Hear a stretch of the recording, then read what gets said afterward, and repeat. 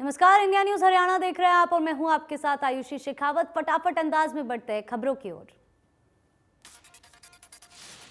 प्रधानमंत्री नरेंद्र मोदी अपने संसदीय क्षेत्र वाराणसी में 2100 करोड़ की 5 परियोजनाओं का शिलान्यास उन्होंने किया। इसके साथ ही करखियाव में 870 करोड़ रुपए की लागत से तैयार हुए 22 प्रोजेक्टों का लोकार्पण किया। उन्होंने कहा, भारत के डेयरी सेक्टर को मजबूत करना हमारी सरकार की प्राथमिकताओं में से एक है। आज यहां बनास काशी संकुल का शिलान्यास किया गया है।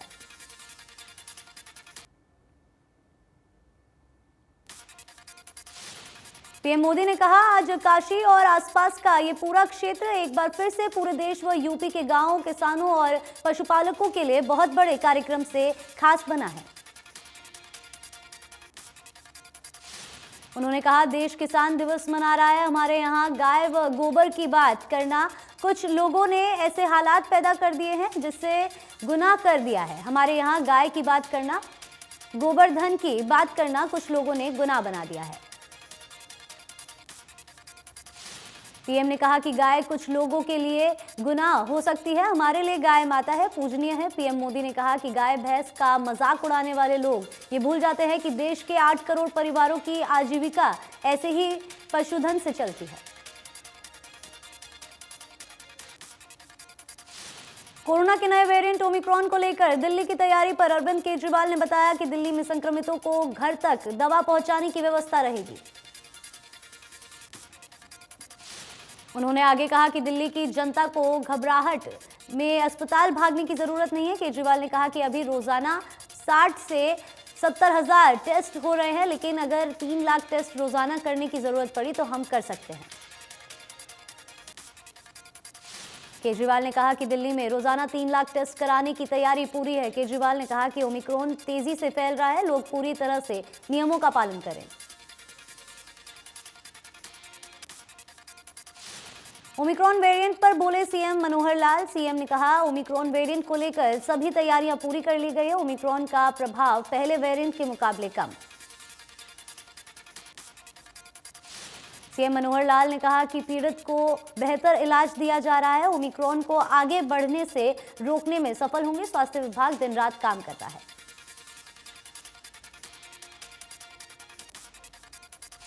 ओमिक्रॉन का खतरा हर दिन बढ़ता जा रहा है। देश में ओमिक्रॉन की संख्या 280 के पार हो गई है। महाराष्ट्र में ओमिक्रॉन के 65 मामले हो गए हैं। लोगों से कोविड-19 गाइडलाइन का पालन करने की अपील। तेलंगाना में ओमिक्रॉन के 38 केस हो गए। इसके बावजूद लोग मास्क और सोशल डिस्टेंसिंग का इस्तेमाल नहीं कर रहे हैं। गुजरात में 24 घंटे में सामने आए ओमिक्रॉन के नए 9 मामले, जिसके बाद राज्य में कुल ओमिक्रॉन की संख्या 23 हुई। पश्चिम बंगाल के नदिया जिले में एक ही स्कूल के 29 बच्चे कोरोना पॉजिटिव पाए गए हैं। इससे स्कूल समेत पूरे आसपास के इलाकों में हड़कंप मच गया। हिमाचल प्रदेश में कोरोना के 23 कोरोना संक्रमित पाए गए हैं, जिसके बाद उन्हें 14 दिन के लिए होम आइसोलेट कर दिया गया है। अंबाला में कोरोना के 7 नए मामले। स्वास्थ्य विभाग की चिंताएं यहां पर बढ़ गई है, जिसमें 4 स्कूल के छात्र हैं। वहीं पूरे स्कूल की सैंपलिंग ली गई है और चारों संक्रमित छात्रों के कॉन्टैक्ट ट्रेसिंग की जा रही है। फिलहाल जिले में कोविड के 9 एक्टिव केस है। हरियाणा में कोरोना वायरस के नए वेरिएंट ओमिक्रॉन की एंट्री हो गई है। बुधवार को एक ही दिन में प्रदेश में ओमिक्रॉन के 4 केस सामने आए। नीलोखेड़ी के बरानी खालसा गांव का शख्स ओमिक्रॉन संक्रमित पाया गया है, जिससे कल्पना चावला मेडिकल कॉलेज में भर्ती कराया गया।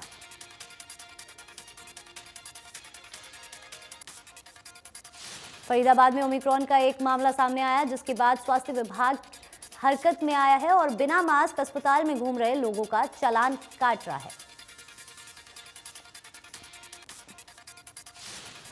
कोरोना गाइडलाइन का पालन नहीं करने पर 500 रुपए का चालान किया जा रहा है। इस दौरान 20 लोगों के चालान काटे जा चुके हैं। करनाल की नई अनाज मंडी में नशा मुक्त भारत अभियान के तहत कार्यक्रम का आयोजन किया गया। कार्यक्रम में मुख्य अतिथि के रूप में हरियाणा के सीएम मनोहर लाल और केंद्रीय मंत्री कौशल किशोर ने शिरकत की। सीएम मनोहर लाल ने नशा मुक्त भारत अभियान कार्यक्रम में मौजूद छात्र छात्राओं को नशा मुक्ति अभियान शुरू करने की शपथ भी दिलाई है। कार्यक्रम के दौरान सीएम मनोहर लाल ने कहा कि नशे को पनपने नहीं देंगे, क्योंकि नशे से एक परिवार ही नहीं बल्कि परिवार तबाह हो जाता है। जो भी इंसान नशे की लत में पड़ जाता है उसका जीवन अंधकार में हो जाता है। केंद्रीय मंत्री कौशल किशोर ने कहा कि हम यहां से नशा मुक्त भारत की शुरुआत कर रहे हैं। मैंने नशे के दौरान अपने बेटे को खोया है, क्योंकि मेरा बेटा बहुत ही कम उम्र में नशे की लत में लग गया था, जिसका हमें पता नहीं चला था। मुख्यमंत्री मनोहर लाल ने पुष्प हॉकी टीम को बधाई दी। सीएम ने ट्वीट कर लिखा, एशियन चैंपियंस ट्रॉफी में टीम को मिली जीत, पाकिस्तान को हराकर ब्रॉन्ज मेडल पर किया कब्जा। फरीदाबाद में बीजेपी प्रदेश अध्यक्ष ओम प्रकाश धनखड़ बीजेपी के पदाधिकारी और कार्यकारिणी सदस्यों के प्रशिक्षण शिविर पहुंचे। उन्होंने कहा कि 25 दिसंबर को पूर्व प्रधानमंत्री स्वर्गीय अटल बिहारी वाजपेयी के जन्म दिवस को सुशासन दिवस के रूप में मनाया जाएगा।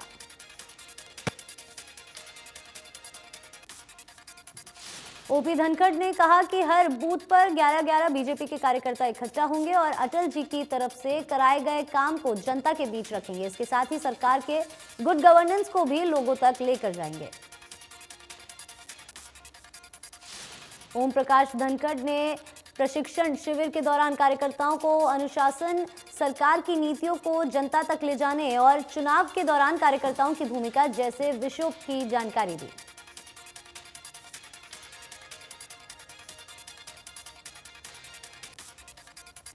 सिवानी मंडी के रेस्ट हाउस में सुशासन दिवस सप्ताह का कृषि मंत्री जेपी दलाल ने किया शुभारंभ। जेपी दलाल ने कहा कि प्रदेश सरकार ने अधिकारियों को जनता के बीच लाकर काम करवाने का काम किया है।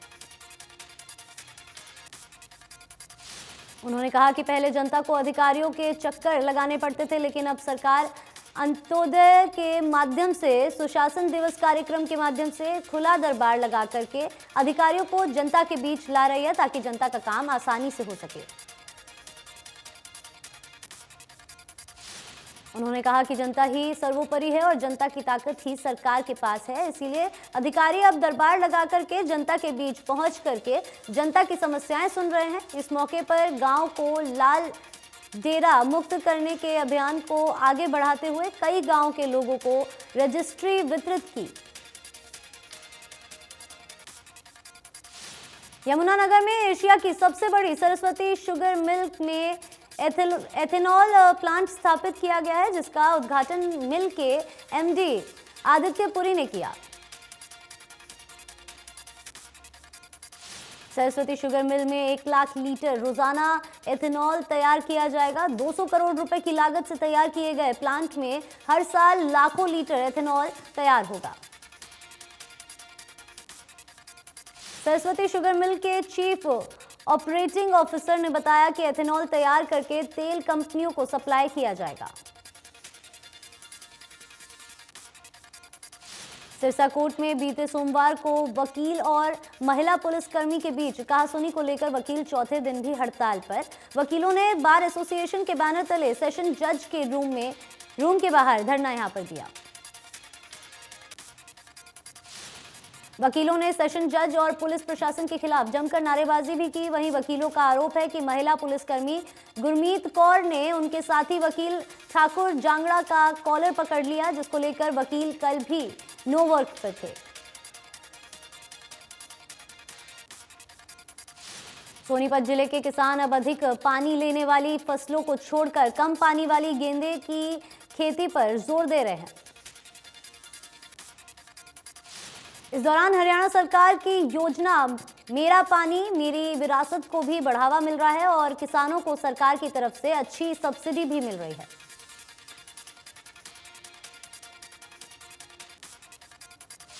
वकीलों का कहना है कि महिला पुलिसकर्मी पर मामला दर्ज नहीं होता, उनकी हड़ताल जारी रहेगी। इसके अलावा कुछ पुलिसकर्मियों ने उनके दूसरे वकील साथियों के साथ भी दुर्व्यवहार किया, जिसकी कार्रवाई की मांग।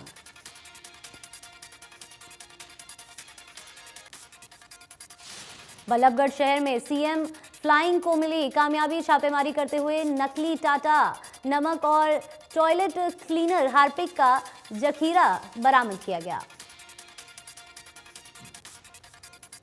सीएम फ्लाइंग अधिकारी रमेश दत्त ने सप्लाई करने वाले ऑटो चालक समेत 3 लोगों को गिरफ्तार किया है। अधिकारियों का कहना है कि पुलिस कमिश्नर से मीटिंग के बाद छापेमारी और उन्होंने छापेमारी के दिए निर्देश।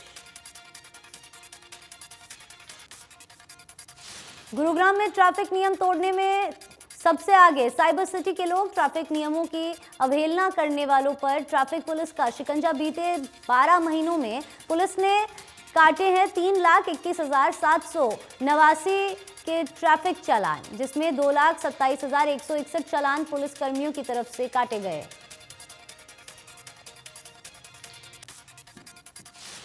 सिरसा के कालावाली में स्कूली छात्रों ने काले बिल्ले लगाकर प्रदर्शन किया और रोडवेज बस में सफर किया। कालावाली से हर रोज पढ़ने के लिए सिरसा जाने वाले छात्रों की मांग है कि किसान एक्सप्रेस ट्रेन का समय बदला जाए। पहले ट्रेन कालावाली में सुबह 7:30 बजे आती थी, लेकिन कोरोना काल के बाद से सुबह 5:30 बजे आती है, जिससे स्कूल के छात्रों और यात्रियों को परेशानी होती है। छात्रों का कहना है कि वो अपनी मांग के लिए अधिकारियों से मिले, लेकिन कोई समाधान नहीं हुआ। अगर मांग पूरी नहीं हुई तो युवा बस स्टैंड पर पक्का मोर्चा के तौर पर धरना शुरू करेंगे। बीते दिनों फतेहाबाद के बस स्टैंड पर डंडे लेकर घूम रही युवतियों ने नया उनका वीडियो वायरल हो रहा है, जिसमें लड़कियां झगड़ती हुई नजर आ रही है। यमुनानगर के बुढ़िया चुंगी क्षेत्र में 1 महीने पहले चोरी हुए मामले में कार्रवाई नहीं होने पर जिला पुलिस अधीक्षक से कार्रवाई की मांग की। फिलहाल जगाधरी थाना प्रभारी नरेंद्र सिंह ने मामले की जांच क्राइम ब्रांच को सौंप दी है, जिसका जल्द ही खुलासा किया जाएगा। यमुनानगर में दूसरों को साइबर ठगी से बचे रहने की अपील करने वाला पुलिस कर्मचारी खुद ही ठगी का शिकार हो गया। पुलिस लाइन में कार्यरत पुलिस कर्मचारी से 1,07,17,000 की ठगी हुई, जिसकी जांच साइबर क्राइम कर रही है। पुलिस कर्मचारी को ठगी ने बैंक अधिकारी बनकर एटीएम कार्ड से संबंधित बात की और सॉफ्टवेयर डाउनलोड करने के लिए कहा। जैसे ही पुलिस कर्मचारी ने सॉफ्टवेयर डाउनलोड किया, उसके खाते से 1,17,000 रुपए की शॉपिंग की गई। पुलिस कर्मचारी को जब ठगी का एहसास हुआ तो उसने तुरंत शिकायत जगाधरी पुलिस को दी। थाना प्रभारी ने बताया कि शिकायत पर मामला दर्ज कर तुरंत जांच शुरू कर दी है। घरौंडा में नारकोटिक्स विभाग ने छापेमारी करते हुए अवैध मेडिकल स्टोर से बड़ी मात्रा में दवाइयां बरामद की। धर्मवीर कॉलोनी में घर में अवैध मेडिकल स्टोर चलाया जा रहा था। सूचना मिलते ही ड्रग्स विभाग और कई विभागों के अधिकारी मौके पर पहुंचे और छानबीन की और मकान से दवाइयों का स्टॉक बरामद किया। ड्रग्स अधिकारी ने बताया कि मकान से बड़ी मात्रा में अंग्रेजी दवाइयों का जखीरा पकड़ा गया है। बरामद की गई दवाइयों की कंपनी और एक्सपायरी डेट जांची जा रही है। दवाइयों के सैंपल लेकर लैब में जांच के लिए भेजे जाएंगे। स्टॉक में मौजूद किसी भी दवाई का पक्का बिल मौके पर बरामद नहीं हुआ।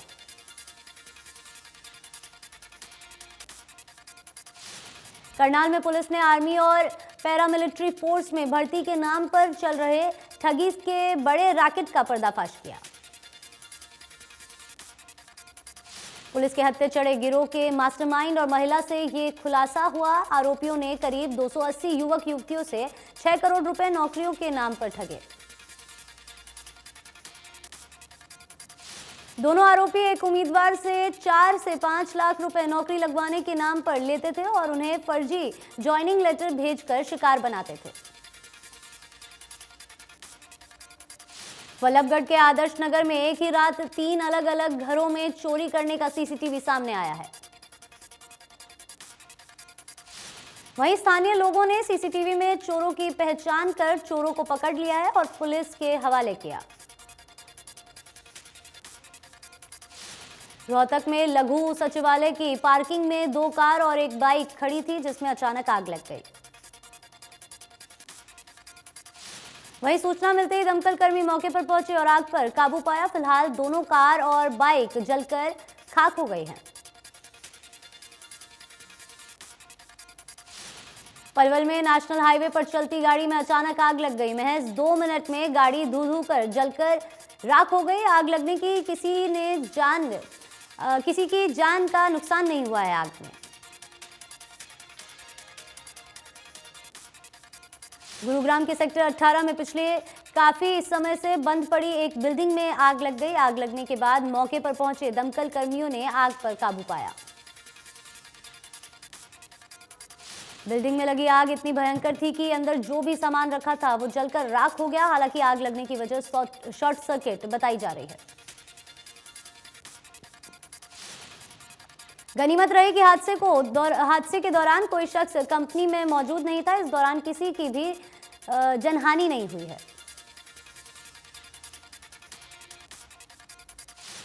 गोहाना नगर परिषद के स्वच्छता अभियान के लिए पूर्व ओलंपिक मेडल विजेता योगेश्वर दत्त को ब्रांड एम्बेसडर बनाया गया है। योगेश्वर दत्त ने कहा कि स्वच्छता को लेकर लोगों को जागरूक करने का कार्य किया जाएगा। पूर्व ओलंपिक मेडल विजेता योगेश्वर दत्त ने लोगों से घर और आसपास सफाई रखने की अपील की तो कहा कि घरों का कूड़ा सिर्फ कूड़े ले जाने वाली गाड़ी में ही डालें। 2021 की स्वच्छता सर्वेक्षण रिपोर्ट के अनुसार में नॉर्थ जाने में गोहाना का 35वां स्थान था और प्रदेश में दूसरा। बहादुरगढ़ में आईओसीएल की पाइपलाइन से तेल चुराने वाली तीनों आरोपी रोहतक से गिरफ्तार। पाइपलाइन से तेल चोरी की गई वारदातों में आरोपी शामिल रहे हैं। पुलिस ने मौके से पाइपलाइन में सुराख करने वाले उपकरण और गाड़ी की बरामद। 13 दिसंबर को वारदात को दिया था अंजाम। 5 आरोपी थे तेल चोरी की वारदात में शामिल। कुरुक्षेत्र में एंटी नारकोटिक सेल की टीम को मिली कामयाबी। नारकोटिक सेल ने 2 क्विंटल 10 किलोग्राम चूरापोस्त सहित 2 आरोपियों को गिरफ्तार किया। नशा तस्कर मध्य प्रदेश और राजस्थान से ट्रक में अन्य सामान के साथ चूरापोस्त भी लेकर आते थे। नारकोटिक सेल ने आरोपियों के खिलाफ मामला दर्ज कर जांच शुरू कर दी है। टोहाना में 134A तहत बच्चों को निजी स्कूलों में दाखिला नहीं दिए जाने पर परेशान अभिभावकों ने बच्चों के साथ सड़कों पर नारेबाजी की। वहीं अभिभावकों को राष्ट्रीय मजदूर किसान मंच की तरफ से समर्थन दिया गया। पानीपत में अवैध कॉलोनियों पर प्रशासनिक अधिकारियों ने शिकंजा कसना शुरू कर दिया। पानीपत की कालीदास कॉलोनी में अवैध रूप से बनाए जा रहे अवैध मकानों पर प्रशासन ने पीला पंजा चलाया। पानीपत की कालीदास कॉलोनी में शिकायतकर्ता की शिकायत पर आज नगर निगम की टीम स्थानीय डीटीपी अधिकारियों को लेकर मौके पर पहुंची और कॉलोनी में बने अवैध निर्माण को गिराया गया। गुरुग्राम में सीएम फ्लाइंग को मिली बड़ी कामयाबी। सीएम फ्लाइंग ने 7000 लीटर बायोडीजल को अवैध रूप से गाड़ियों में डालते हुए excess carrier and logistic company के 2 लोगों को गिरफ्तार किया। फरीदाबाद की सेक्टर 15 की मार्केट में दिन दहाड़े बंदूक की नोक पर लूट का मामला। कैनरा बैंक में 3 बदमाशों ने करीब 1,84,000 की बैंक कैशियर से लूटे। जांच में जुटी पुलिस। झज्जर के ट्रेड फेयर मेले में एक युवक की मौत। अपनी मासूम बच्ची के लिए मेले में गुब्बारे खरीदने गया था युवक। मामूली विवाद के चलते पड़ोसी ने ही 2 साथियों के साथ मिलकर उतारा मौत के घाट। नरवाना के गढ़ी थाना के एक दिल दहलाने वाली घटना सामने आई है, जहां एक ही परिवार के 3 सदस्य पति पत्नी तथा बेटा फांसी के फंदे पर लटकते हुए मिले। घटना की सूचना मिलते ही हड़कंप मच गया। सूचना पाकर मौके पर पहुंची पुलिस ने शव को बरामद कर पोस्टमार्टम के लिए भेज दिया। मामले की जांच में फिलहाल पुलिस जुट गई है। गुरुग्राम में चौहरे हत्याकांड का खौफनाक सीसीटीवी वायरल हो चुका है। वायरल वीडियो में आधा दर्जन हथियारबंद बदमाशों ने पूर्व सरपंच के परिवार पर ताबड़तोड़ गोलियां बरसाई है। वारदात बीती 4 नवंबर 2021 दिवाली की देर शाम मानेसर के कासन गांव की है, जहां पूर्व सरपंच के परिवार के 6 सदस्यों पर ताबड़तोड़ गोलियां बरसाई गई थी। वारदात में घायल 4 लोगों की इलाज के दौरान मौत हो चुकी।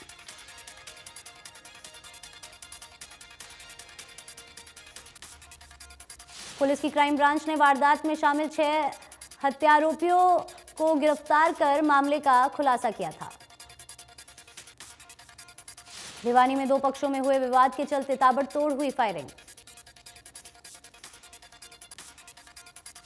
वहीं आने वाले दिनों में तापमान में गिरावट और सर्द हवाओं की वजह से मैदानी इलाकों में इसका असर दिखाई देगा। कृषि विशेषज्ञों के अनुसार गेहूं और सरसों की फसल पर तापमान में आई गिरावट का अच्छा असर होगा।